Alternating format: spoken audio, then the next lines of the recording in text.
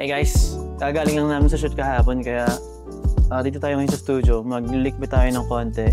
Mamaya darating sila Chris Dan, tas baba tayo ng gamit and we're going to just, fix up this place kasi medyo magulo na. But dahil hindi ko siya kayang gawin ng mag-isa, magpa-practice ako ng lighting ngayon and then mag-shoot ako ng podcast kasi I kind of feel na ang dami kong kwento and ayoko siyang maipon. Kaya ayun, samahan niyo ako, mag-setup lang tayo ngayon for the podcast.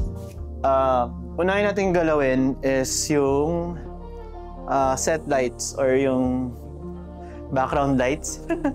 Ewan tamang term. Try naman natin na isang ilaw lang. Isang lamp lang siya. May bulb akong ginagamit guys. This is a Philips. Yun, RGB siya na LED. Tapos pwede mo siyang kontrolin din ng app. Yan, so may iba mo yung kulay niya. Pakita ko sa inyo. O, di ba nag-iiba? O, red o. Angas. Try natin red. Red tayo ngayon. Para full of passion. Tapos gamit tayo ng aking favorite, FC120C non-light. FC series lang yung binibili ko guys kasi same quality naman siya ng Forza. Yung build quality niya isn't like a Forza. Yun lang yung pinakaiba. But ayun nga, kaya kailangan maging maingat ka lang dito. Pero kung iingatan mo siya, maganda naman yung ibibigay niya sa'yo. Uy, parang... So, meron ako ditong projector light. Yan, favorite ko kasi ito eh. Kasi ang dami itong pwedeng gawin. Basta ito yung mga binabala mo sa projector para magkaroon siya ng shape. So, ito, bintana. Lagay tayo ng bintana. Diba? Window. Yan, meron lang siyang binabalahan. Bakal to guys aluminum siya. Kasi mainit talaga siya. So kung plastic, matutunaw siya. Ayun. Sa light stand pala guys. Ito yung magandang light stand. Yung silver siya. Aluminum din to. Mas mahal lang to ng konti. Pero worth it naman. Parang siya. Yung nakikita niyo pala guys na ilaw dun sa taas. Non-light 60 yan. Eh, angas. Tants, tants, tants, tants. Tant, tant, tant, tant, tants. So ito guys, non-light F660. Yan, lagyan natin sa konting flare. Tingnan natin ang itsura mamaya kasi yung gagamitin nating lente is anamorphic. Ito guys, gagamitin natin. Yan.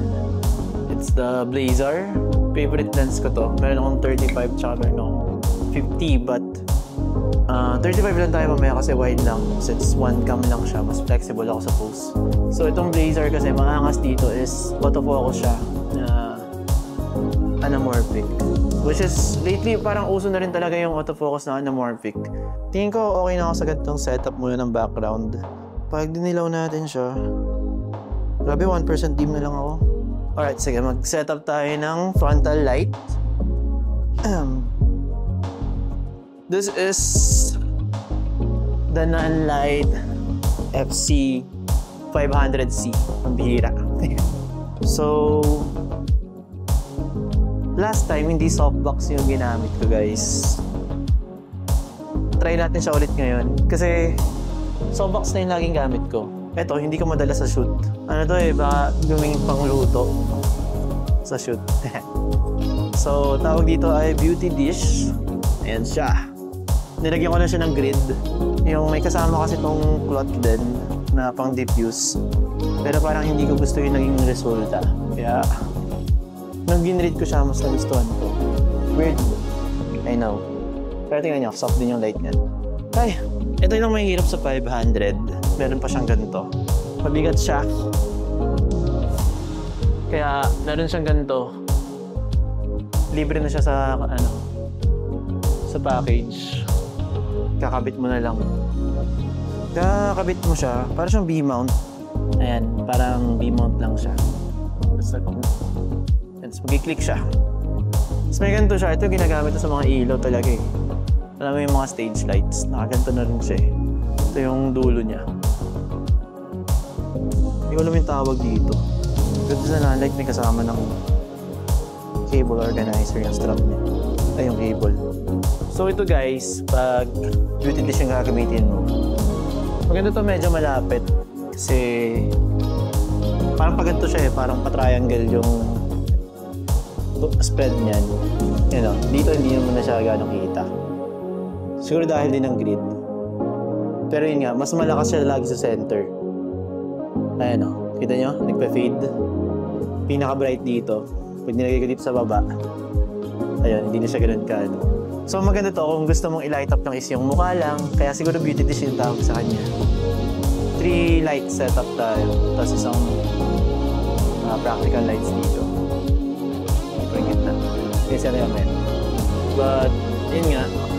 Pinatay ko na siya gamit kong controller ito dito. Buksan natin. Nakabukas na. Yung 60p. So, ito yung top light natin ng hair light. Lagay natin siya ng yan, percent lang. Then, yung 500.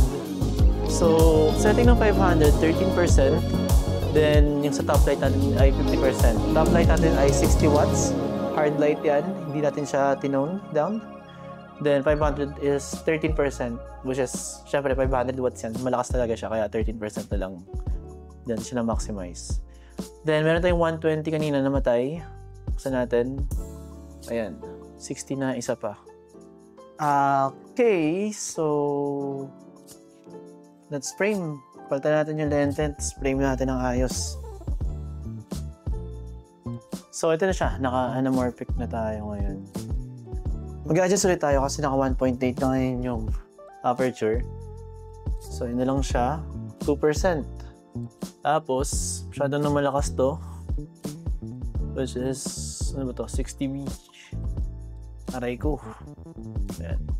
1% na lang din siya. 2% gusto niya ba? Pero medyo malakas. Tapos, yellow flare. Okay. So, ang gagawin natin ngayon, kasi may hina yung ilaw, so parang pantay-pantay lang yung contrast ratio ng lahat. Try natin mag-create ng shadow sa background natin. And to do that, kailangan natin palakasin yung mga ilaw. And kailangan natin gumamit ng ND filter. So basically, yung gagawin ito is para siyang sunglasses for the lens.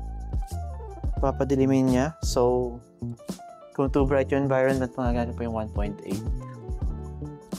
Ayan. So, try natin pinaka-darkest ano niya. Ayan. Ngayon, taas natin yung 500. Ayan. Kung naging black na yung background natin, 90%, 80%. Grabe, sakit sa mata. Tapos yung 60B. Yan. Gawanagan natin. So, anong ginawa natin doon? Nag-adjust tayo with the contrast ratio. Isa kapag napag-create tayo ng mga darks, mga blacks talaga kasi natin. Which is moody yung look niya and maganda. Maganda pag ganun. Or depende sa trip mo. Bahala ka sa buhay mo, di ba?